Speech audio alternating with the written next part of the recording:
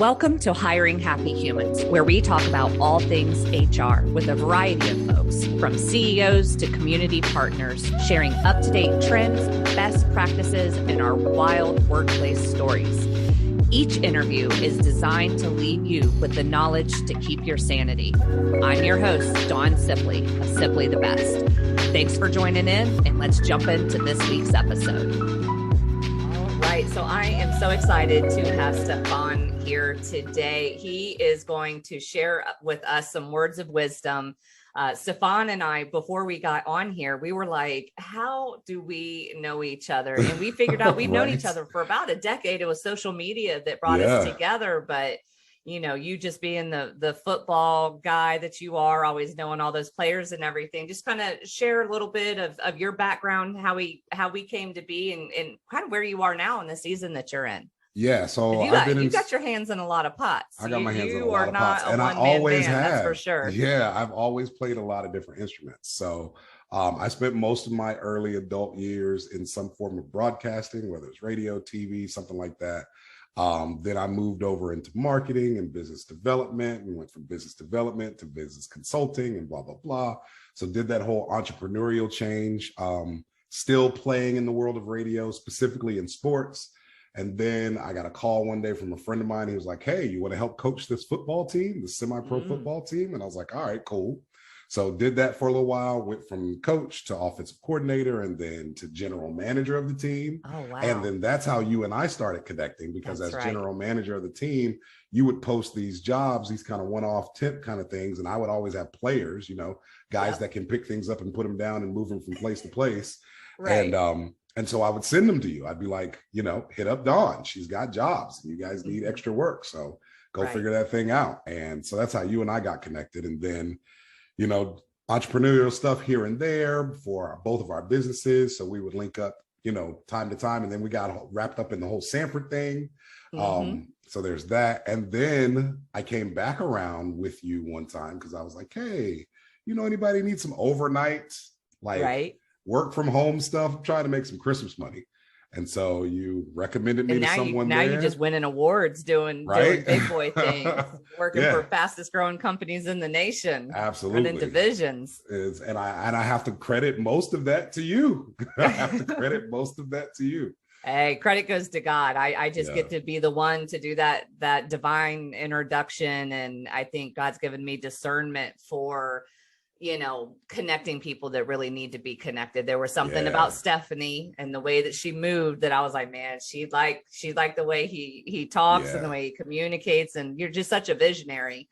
But you play such a good supporting role as well. So I think that really brings a lot of talents together. Yeah. Awesome. So it's been a while in a lot of different capacities, but we've been riding together for a good little bit. Yeah, absolutely.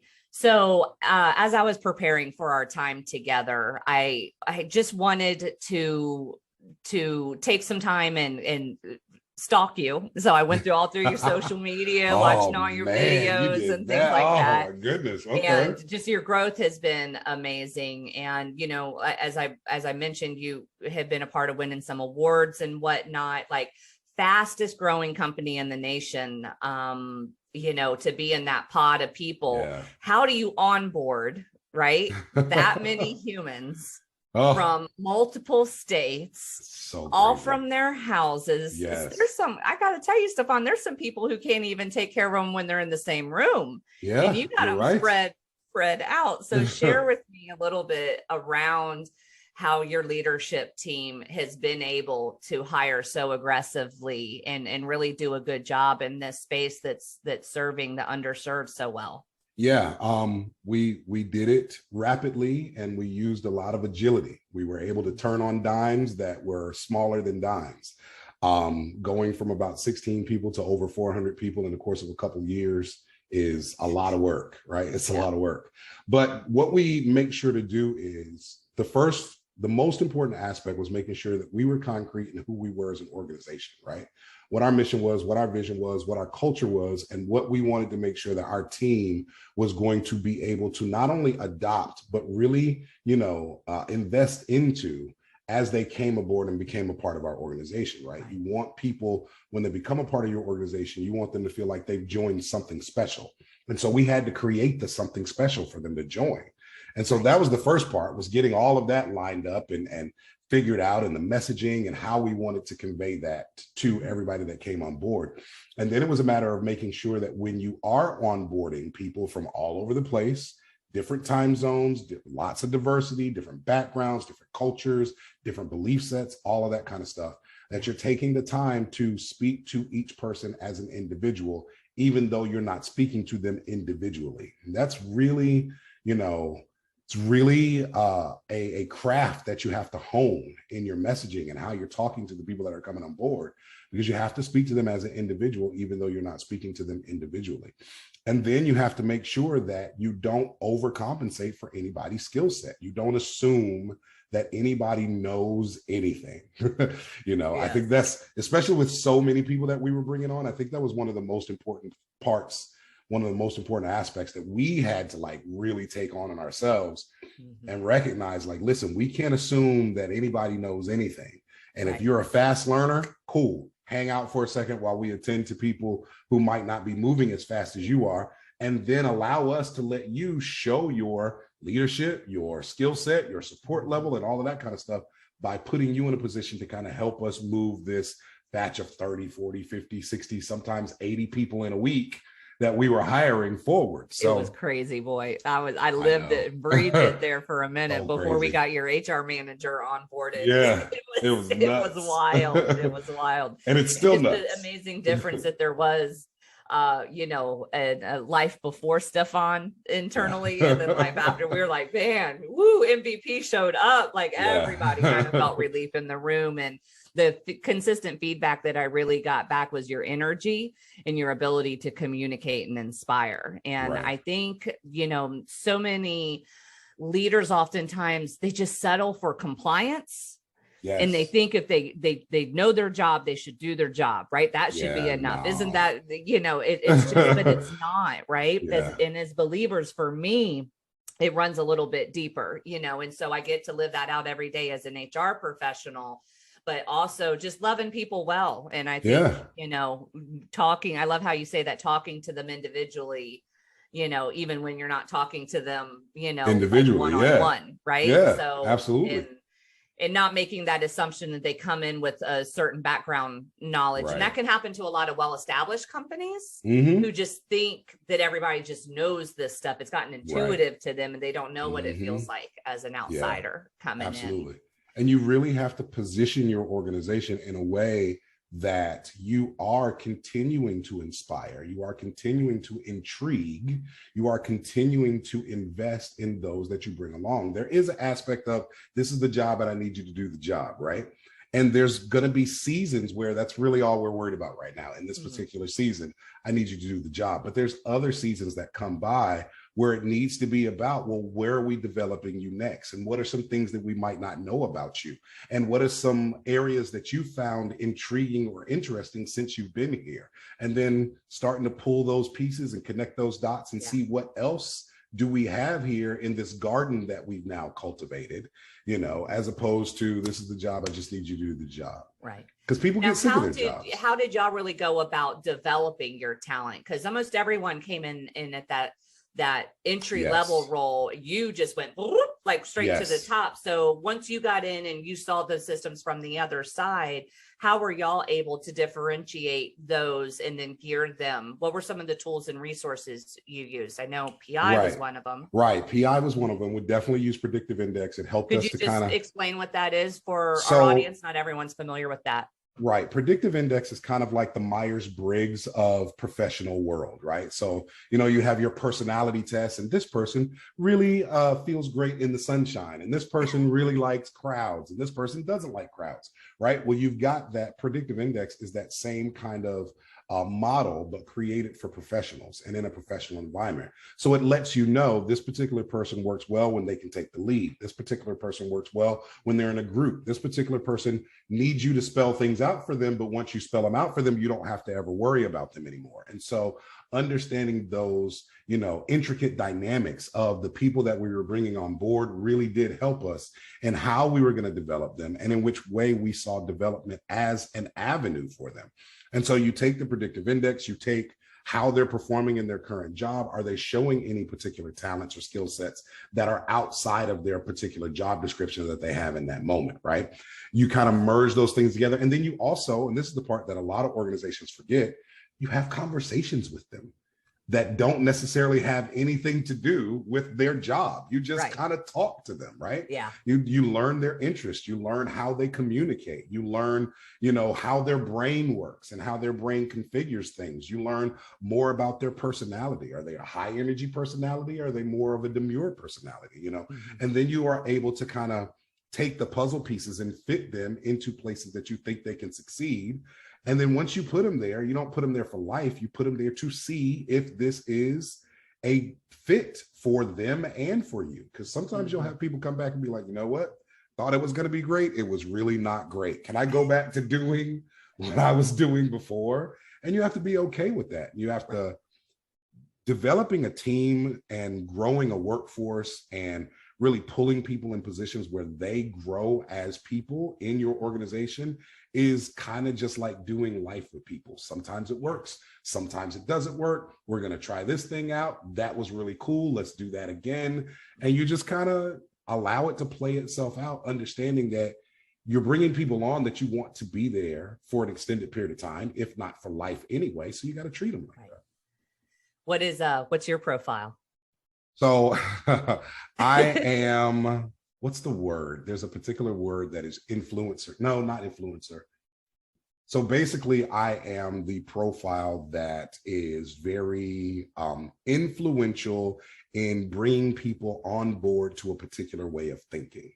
And so that's how I get down. And so when I sit down and I start talking about stuff, I'm not always selling you, but I'm always trying to get you to say yes, right? There's always a yes at the back of it that I'm like, and if I can get you doing this, like, oh yeah, that really makes, I understand where you're coming from. I can get you nodding your head.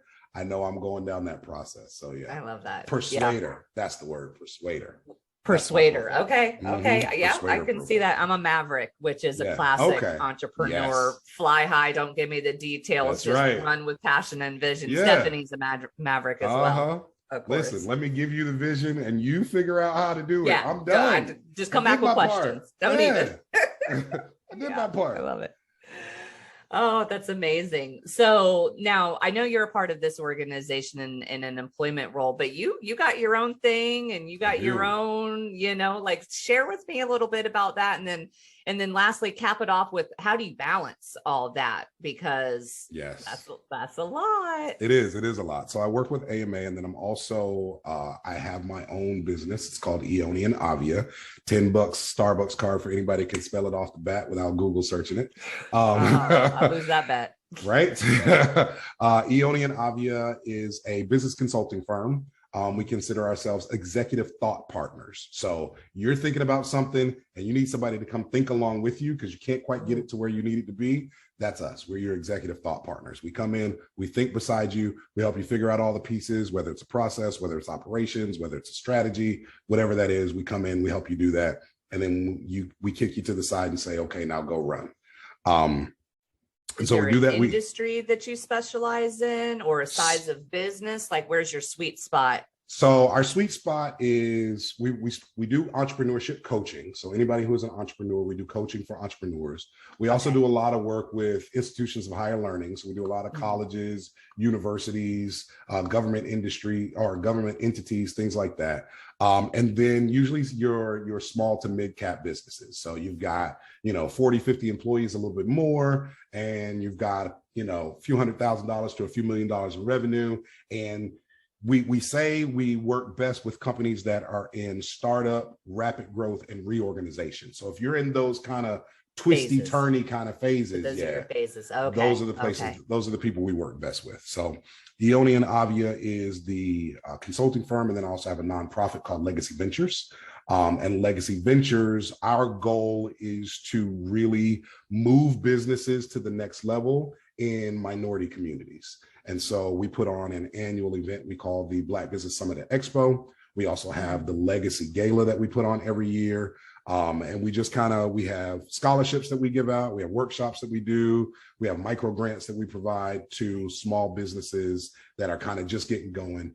We recognize that a lot of times, if you run a chicken place and sometimes you're like, if I just had $10,000, if I just had $5,000, I could really do this next phase of my thing, right?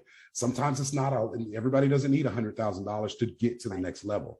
And so we realized that sometimes if you just need $5,000, $10,000, we developed a nonprofit that can bolster that for you and help you along that way. Love that. That's amazing.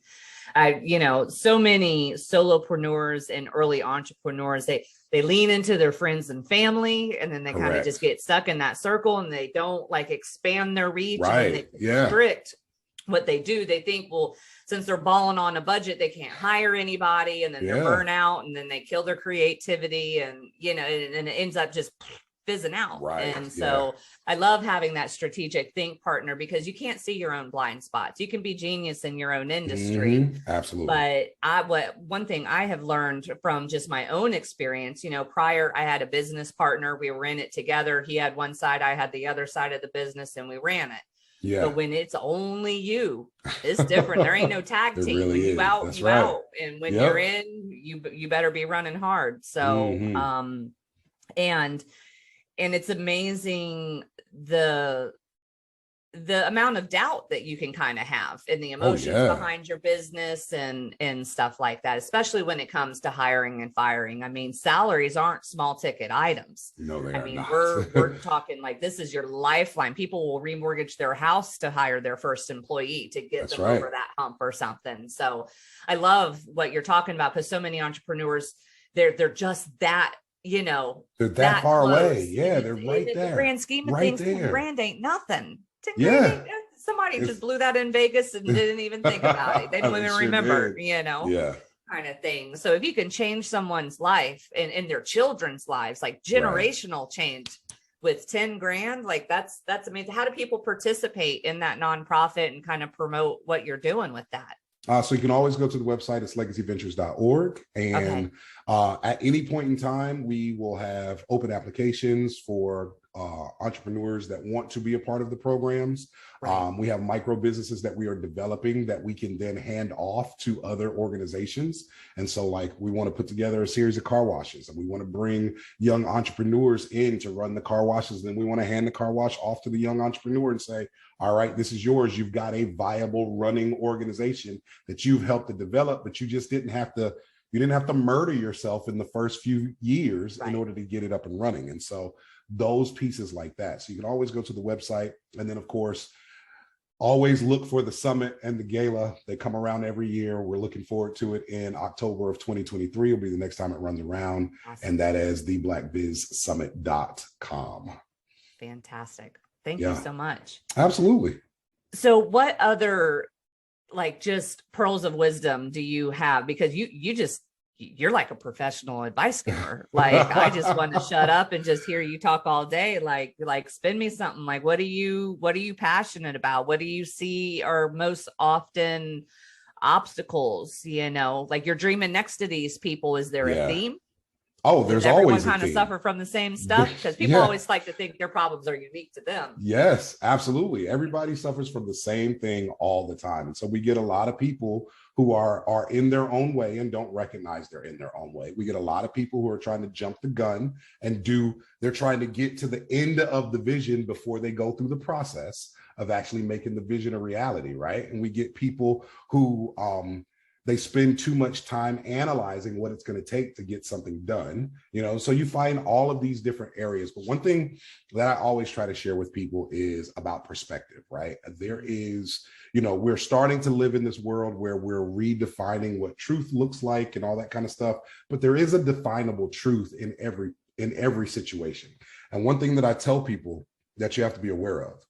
While truth is not unchanging, it is absolute, right?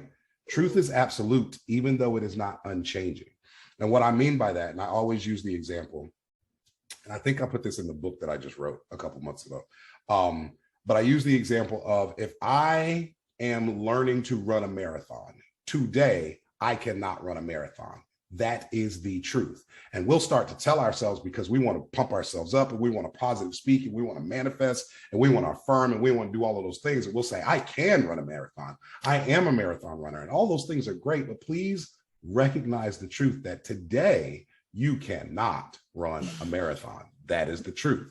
You just get started today. Listen, I'm just letting you know.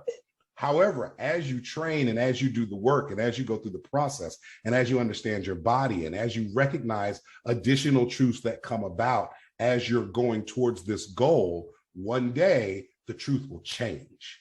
And the truth will then be, I can run a marathon and I am a marathon runner. Why? Because I've completed it. And so the truth, while it is absolute, it is not unchanging. That first day, absolute truth. You can't run a marathon. But that truth can change based on the choices and the decisions that you make.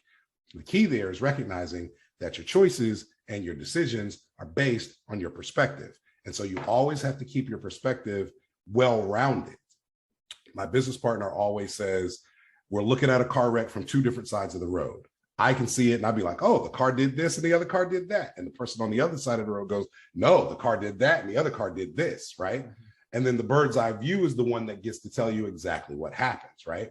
And so you always want your perspective to be rounded. You always want to get other people's perspectives.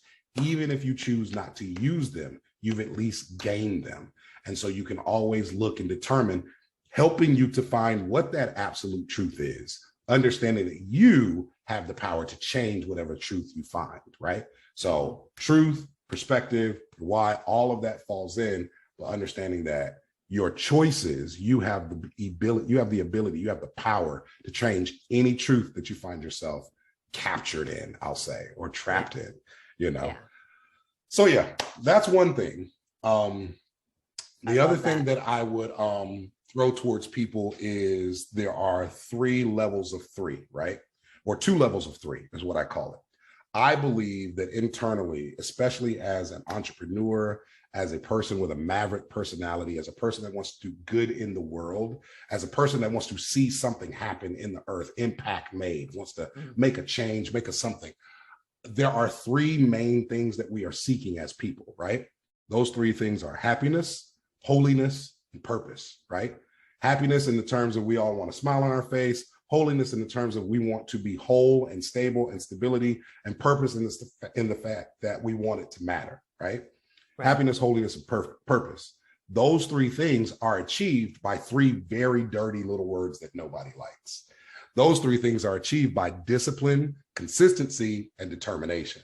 Those are the 3 things that get you to the happiness, holiness, and purpose. So yeah. Yeah, everyone wants some change. Nobody wants to do it. That's right. Well, I think, sometimes, especially people who have gone through traumatic experience, either like traumatic childhood experiences that have really defined them, or they've been in workforces that have been really toxic. And when they leave those, they re-enter the market and they, like what you said, like they have this thing that happened to them, right? But it doesn't have to be the reality that they live every day, and they can make changes in their environment and their train of thought and their habits and what they consume digitally. I really think an emerging market is going to be digital self-control. Oh yeah. Oh yeah. People are finally starting to get, kid suicide is up by 40%. Depression is at all high rate, and it all, I really feels like it comes back to this digital technology that we're just kind of really sucked into. So discipline, self-control, purpose. I mean, purpose is what really sets us apart from the animals, right? It does. They don't wake up every day and go, how can I impact the world? They're like, where's my worm? I have to Exactly. poop, you know, Exactly. like they ain't even. Yeah. And even So I from the love that. digital self-control aspect of it, we have allowed ourselves to be immersed and drawn into whatever our phone tells us, right? So our Right. phone tells us when to do everything that we do, just about, and Right. it's in charge. And we are not the ones setting the discipline and the commitment and the determination and the control. We're allowing the phone to do it for us. If that phone beeps, then we move. If that phone buzzes, then we stop. If that phone says, hey, great job, you did 1,200 steps today, we congratulate ourselves, even though 1,200 steps was Little from endorphins. it was 1,200 steps was from the house to the car and back to the house. You know what I mean? Right. Like, okay, congratulations, you went to the car. But Right. we're allowing this device to kind of morph how we interact with our own selves. Yeah. And so I agree. I think that digital self-control is going to be a real big one. Yeah. I think boredom is such a powerful thing, and that it allows for curiosity to spring up. I mean, when we played with rocks and sticks and marbles, my kid would just have a fit if I just handed him a box of marbles. That was my childhood. What do you right? It sure mud was. pies and marbles. Yeah. So and it takes away that critical thinking element to where it's now we're in a lean forward society before. We're much more in a lean back society now. It's lean back. You entertain me. I don't need to do the work to I don't need to show up to this. Yeah. All I got to do is be here, and you do the rest of it. Do you feel that are we starting to see the impact on our workforce that way? Is that's what's causing our, we're always going to complain about the generation younger than us. Yeah. I feel like an old person now, this Gen Z kind of thing. I'm excited about Gen Z though, honestly. I know the millennials got a bad rap, but they're about to be a lot of people's bosses, so they better figure out how to get along with them. Yeah, I definitely do think the lean back mentality is affecting our workforces, because we see a lot of people coming into jobs and just saying, no, I'm going to wait for you to tell me where to go, what to do, how to do it. Like, you're going to hold my hand, you're going to walk me through all of this. And if you don't do that, then I'm going to go someplace that will, right? And I think some of us some of the workforce managers, some of the people making decisions, I think some of us are doing the world a disservice by moving into that space of, okay, I want a workforce so badly that I will hold their hand, not require anything of them other than to just show up, right? Show up every day and check off these boxes. By the way, I created the checklist for you, and go on about your lives. And so I think in that, we're losing a lot of the people that we can then move into higher positions in our organization. One of the things that I'm seeing is that we're losing people that we can move into director positions, C-level positions, vice president positions, president. We're losing a lot of those people because we're not prepping them from the start once they get in our organizations. Right. I recently had a conversation with a business owner who had called me out of frustration. They had made a hire. It wasn't through us. And she goes, I just had it, Dawn. I don't know. I've never had to fire anybody. I was like, well, what happened? Maybe we don't have to fire. I've saved a lot of people's jobs by just talking their boss off a cliff. They don't even know that I'm just a little angel following them around, And she said, I had asked her to get a hold of this individual, give them a call and take care of this thing, action item. So a couple of days went by and the person got back with her and said, hey, I gave them a call and they haven't called me back. It had been 2 days at this point. What do you want me to do? Exactly. Like, and that was call it again. Yeah. Or text or pigeon or something story, but it blew the entrepreneur's mind. Yeah. That it wasn't indicatively assumed that if they don't call back, that you would make a second phone call. There was a story I was reading in this book. I don't remember what book it was. I think it was Pendulum, but I think it was referencing a different book. But it tells the story of these college kids. They're in the college, they're in the gymnasium, they're putting together the Christmas tree, right? And there's this Christmas tree decorating committee supposed to put together a Christmas tree. Great big Christmas tree for the college. And they're making it look all beautiful and everything like that. And one of the deans walks in as they're finishing up and he goes, why isn't the top of the Christmas tree decorated? Like, the top third of the Christmas tree had no decorations. And their answer was, the ladder wasn't in the janitor's closet like it's supposed to be. Right. And that was it. It wasn't there. So we didn't decorate the rest of the tree. We didn't go look for a ladder. We didn't go find a ladder. We didn't stand on each other's shoulders. We didn't find a tall chair. We didn't do anything. The ladder wasn't where it was supposed to be. So we just didn't do it. And we're seeing a lot of that. And it's wild. Absolutely. She just was left speechless. And I was like, I just told her, lead with curiosity. Just ask her, if this was really important to you and you knew that there was $10,000 on the line for that phone call to get connected, what would you do? Well, I'd keep calling them. Good job, girl. Yeah. That's the right answer. That's what Right. you do. Like that's on the line. Like every day you got to show up and earn that paycheck and go, how can I go above and beyond? How do I get this task? And so it's not like, she wanted to just can her and just be done with it because she was just so astonished. But I was like, no, lead with some curiosity, lead with some grace. Let's have some uncomfortable conversations, right? They're young, and if they bail and they can't handle it, then so be it. But if you see improvement and you reward that improvement and you groom that person, you'll have a highly dedicated individual that is really thankful for that opportunity that you took with them. Too many people go, oh, it's not my business. Oh, bless her heart. Good luck down the road. And they just tell them it was budget cuts. It wasn't budget cuts. You were asking dumb questions. Exactly. And not only that, we also have to remember that our upcoming generations, they didn't come from the world of "'cause I said so." They were given context to everything. Everything that they were asked to do, somebody explained to them why it was important for them to do them, and then waited for them to agree to do it, right? It was like, I need you to put your shoes on, and here's the 5 reasons I need you to put your shoes on. Is that okay with you? And then the kid got to determine whether it was time for them to put their shoes on or not. And that's just the world they come from. And so we can address that world without necessarily coddling the people that are coming in to our organization. But that goes back to developing your teams and making sure that they can grow within your organization, because you want that person to be able to grow and develop from that space, to be the one that says, you know what, because the "I said so" thing wasn't cool either. Like, why do we need to do this? Because I told you to do it. That's it. It's like, like, all right. That's intergenerational. Yeah. Not the military. We're not taking orders.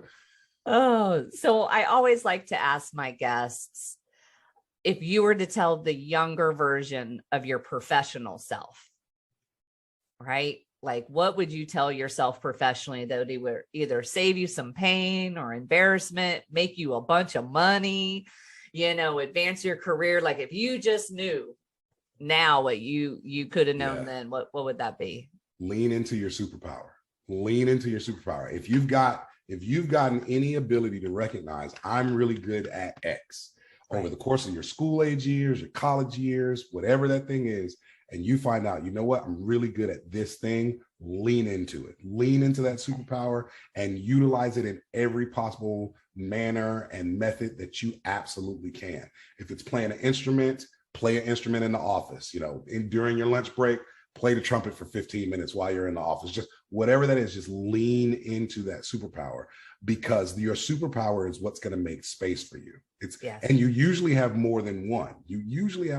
So like for me, I'm that persuasive profiles, right? So I tell people all the time, my superpower is I can tell the future. I'm like, what? You can tell the future? Like, yes, I can tell the future. I have 2 main characteristics. One, I am a communications person. That is my specialty. I'm a communications specialist. Been in broadcasting and journalism and everything all my life. I learned how to communicate what I want to be heard and hear what is being communicated back to me. That gave me the ability to learn how people react to things that people say, right? Yes. That's worth $1 million right there. Let me tell you. That then gave me the ability to connect dots really, really fast when I hear people speaking. And so I can hear somebody start off on a roadway, and I can already tell you where the roadway is going to end. I can predict the future. I know exactly where this conversation is going to end, how it's going to go. I leave humility for myself by saying, okay, I could still be wrong, but I ain't wrong. I know what's going to go. I know what's going to happen. Right. And so just like to double check it every now and again. Exactly. And so when you find you have a superpower like that, when you find that people really respond to you, or you find that you're really good with numbers, or you find that, people just want to do stuff for you all the time. People are always asking you, like, how can I help? How can I help? You're doing a thing. Like, those are characteristics to pay attention to. Those are qualities to pay attention to, and then lean into that. So if you find people are always asking you, like, How can I help you do the thing that you're doing? That means I need to learn the qualities of delegating authority, delegating work. I need to get involved in operations and processes and things like that, because apparently I have some leadership something on me that people want to follow and help. So I need to have things for people to follow and help with, right? And so leaning into that superpower, I think, would be— how do people identify that? Like, okay, I want to do that. You know, I'm 25. Like, how do I find out who I am? It is right here between these two places, right? I always say, and I got this from a mental health counselor friend of mine. I always used to say, find the thing that you love the most, the thing you have the most difficulty with, and in the middle is that answer of your superpower. So as I was getting older and as I was growing up, younger to older, I always had a lot to say. Nobody ever wanted to listen to anything I had to say. So in that space, in that middle ground was the superpower, right? My mental health counselor friend, he says it's the tension of two opposing views, right? So it's the thing I really want to do, but the thing I'm really having trouble with. Inside that tension, you're going to find that superpower. So that place where you're like, it's just, I know I'm supposed to go down this road. I know I am. And I'm getting all kinds of resistance. It's not working. I can't feel it. I can't figure it out. I can't this, I can't that. If you can identify that space, in the middle is your superpower space. Okay. Yeah. Awesome. Well, thank you so much for taking time and sharing with me today. We'll have all your contact information in the description of this video. Would love everyone just to check them out, see if anyone that they know would like to jump on board and support the nonprofit, or if you're an entrepreneur and you are just feeling stuck, or you need to say stuff out loud and you can't talk to your spouse no more because they don't understand. Don't want to hear that no more. Stefan he will walk you through just really unpacking what it's like to be an entrepreneur here in business. So thank you so much. You have a blessed day, everybody. Thanks again for spending time with us today. If you want more HR stories and resources, go to simplythebest.com to join our newsletter. That's SIPLEY. Until next time, stay happy.